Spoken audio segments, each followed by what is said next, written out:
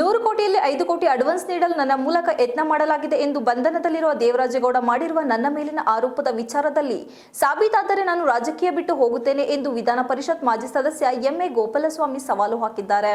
ಈ ಜಿಲ್ಲೆಯ ಲೋಕಸಭಾ ಸದಸ್ಯರಾದಂಥ ಪ್ರಜ್ವಲ್ ರೇವಣ್ಣರ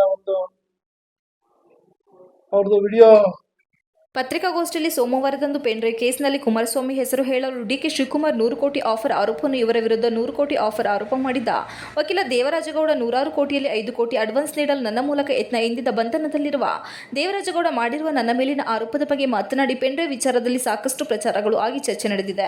ಕಳೆದ ಶುಕ್ರವಾರ ಕೇಸೊಂದರಲ್ಲಿ ಜೈಲಿಗೆ ಹೋಗಿರುವ ವಕೀಲ ದೇವರಾಜೇಗೌಡ ಆರೋಪ ಮಾಡಿದ್ದಾರೆ. ನಾನು 5 ಕೋಟಿ ಹಣವನ್ನು ನನ್ನ ಮೂಲಕ ಕೊಟ್ಟು ಕಳಿಸಿದ್ರು ಏನು ಹೇಳಿದ್ನ ನೀವು ಬಿತ್ತರಿಸಿದ್ದೀರಿ. 100 ಕೋಟಿ ಎಂದರೆ ಎಷ್ಟು ಚೀಲ ಬೇಕು, 5 ಕೋಟಿಗೆ ಎಷ್ಟು ಚೀಲ ಬೇಕು ಅಂತ ಆತ ಡೂಪ್ಲಿಕೇಟ್ ವಕೀಲ ಹೊರತು ನೋ ಒರಿಜಿನಲ್ ವಕೀಲನೋ ಗೊತ್ತಿಲ್ಲ. ನನ್ನ ಮೇಲೆ ನಮ್ಮ ಸಚಿವರಾದ ಪ್ರಿಯಾಂಕ್ ಖರ್ಗೆ, ಚಲುವರಾಯಸ್ವಾಮಿ, ಕೃಷ್ಣೇಗೌಡ ವಿರುದ್ಧ ಆರೋಪ ಮಾಡಿದ್ದಾರೆ. ಬೌರಿಂಗ್ ಕ್ಲಬ್ನಲ್ಲಿ ಹಣ ತಂದಿದ್ದ ಬಗ್ಗೆ ಹೇಳಿದ್ದಾರೆ. ಈತ ಹಾಸನದ ಸಂಸದರ ವಿರುದ್ಧ ಹೋರಾಟ ಮಾಡಿ ಸದಸ್ಯತ್ವ ಅರ್ಹಗೊಳಿಸುವವರೆಗೂ ಪ್ರಯತ್ನ ಮಾಡಿದ್ರು.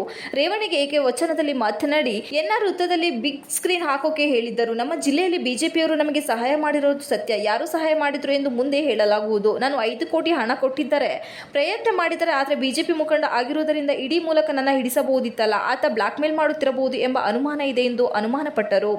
ಕುಮಾರಸ್ವಾಮಿ ಅವರು ರೇವಣ್ಣ ಅವರ ಹೆಗಲ ಮೇಲೆ ಗನ್ನಿಟ್ಟು ಶಿವಕುಮಾರ್ ಮೇಲೆ ಅಟ್ಯಾಕ್ ಮಾಡಿದ್ದಾರಾ ಏನೋ ಅನುಮಾನ ಇದೆ.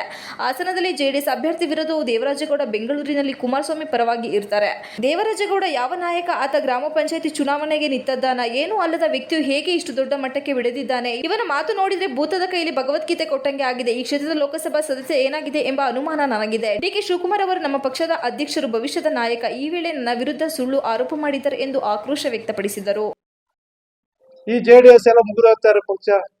ನಾನು ಇವ್ರ ಮೇಲೆ ಬೈಕೊಂಡವ್ರು ನನ್ನ ಹೆಸರು ಇನ್ನೂ ಪ್ರಜ್ವಲ್ಸಲ್ಲ ಅಂತ ಹೇಳಿ ದೇವೇಗೌಡ ಕುಟುಂಬ ಮುಗಿದೋಗ್ತಾ ಇರೋದು ಅಂತ ಅವನು ಭಾವಿಸ್ಕೊಂಡು ನಮ್ಮ ರಾಜ್ಯ ಅಧ್ಯಕ್ಷರು, ನಮ್ಮ ಉಪಮುಖ್ಯಮಂತ್ರಿ ಡಿ ಕೆ ಶಿವಕುಮಾರ್ ಮೇಲೆ ತೆಗೆದಿದ್ದನ್ನು ಹಾಕ್ಬಿಟ್ರೆ ಹಾಗೆ ಪೆನ್ ಡ್ರೈವ್ ಗಣ್ಣ ಯಾಕೆ ಈ ತರ ಹೇಳಿದ್ರೆ ಏನು?